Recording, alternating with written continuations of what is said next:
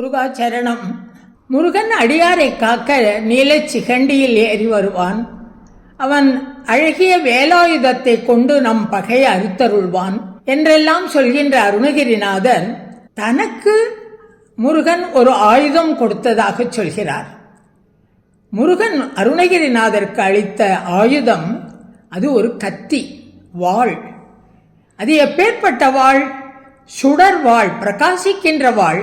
எதனால் பிரகாசிக்கின்ற வாள்? ஞான சுடர்வாள்.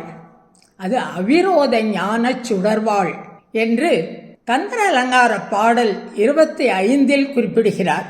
உலகில் உள்ள உயிர்களெல்லாம் அன்பு செலுத்தி உலகில் உள்ள உயிர்களின் மீது இருக்கின்ற வேற்றுமையை நீக்கி அவிரோத பாவத்துடன் எல்லாரிடமும் அன்பாக இருக்கின்ற பாவத்தை கொண்டது அந்த ஞானம்.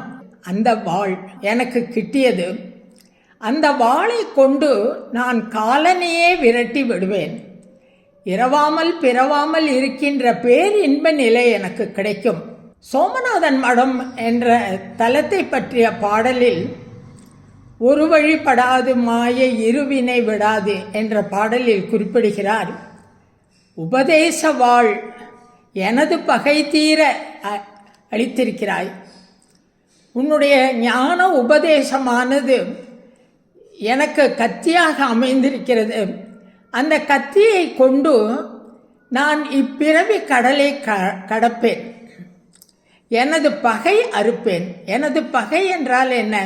எனக்குள் இருக்கின்ற ஆசாபாசங்கள், மோகம், காமம், குரோதம் போன்ற குணங்கள் இவற்றையெல்லாம் நீக்கி என்னுடைய உட்பகையை நீக்கி அருள்வதற்கு எனக்கு ஆறுமுகன் எனக்கு ஒரு அருமையான கத்தி ஒன்றை கொடுத்திருக்கிறான் என்று சொல்கிறார்.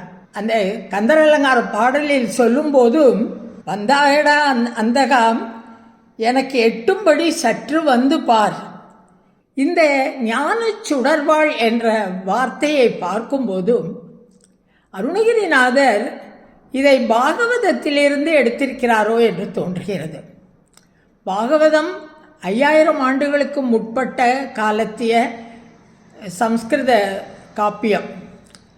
அந்த பாகவதத்தில் ஜடபரதர் என்ற ஒரு ரிஷி ரகுகணன் என்கிற ஒரு அரசனுக்கு உபதேசம் செய்கிறார். பாகவதத்தில் பஞ்சம ஸ்கந்தம் அத்தியாயம் 12 16வது ஸ்லோகம். தஸ்மான் நர சங்க ஜாத ஞான அசி அப்படின்னு ஒரு வரி வரும். அதில் அவர் சொல்கிறார், இந்த உலகத்தில் அன்பர்கள் கூட்டத்தை விடாமல் அந்த கூட்டத்தோடையே இருந்தோம் என்றால், பக்தி பண்ணுகின்ற ஹரிபக்தி பண்ணுகின்ற கூட்டத்தோடையே இருந்தால் அந்த வாள் கிடைக்கிறது. அந்த வாளால் இந்த உலக பந்தம் என்கிற மாயையை அறுக்க முடியும் அப்படிங்கிறார்.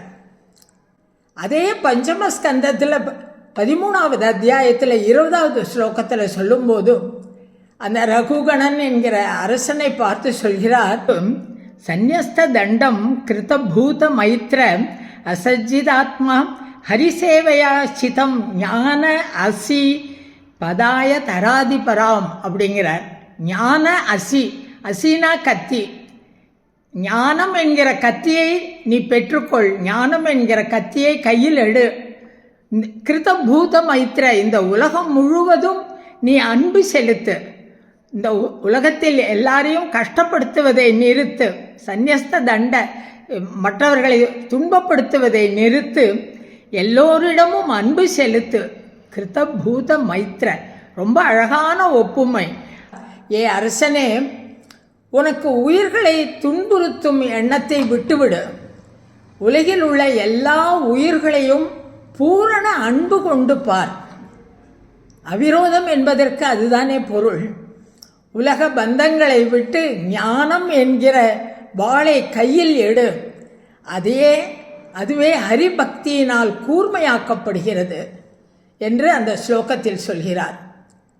அருணகிரிநாதர் கந்தர் அலங்கார செய்யுள் 25 அருணகிரிநாதர் கூறுவதற்கும் இந்த பாகவதத்தில் இருக்கிற ஸ்லோகத்தின் ஒற்றுமையை பார்த்தால் பெரிய மகான்கள் எல்லாருமே ஒரே மாதிரியாகத்தான் சிந்திப்பவர்கள். முருகாச்சரணம்.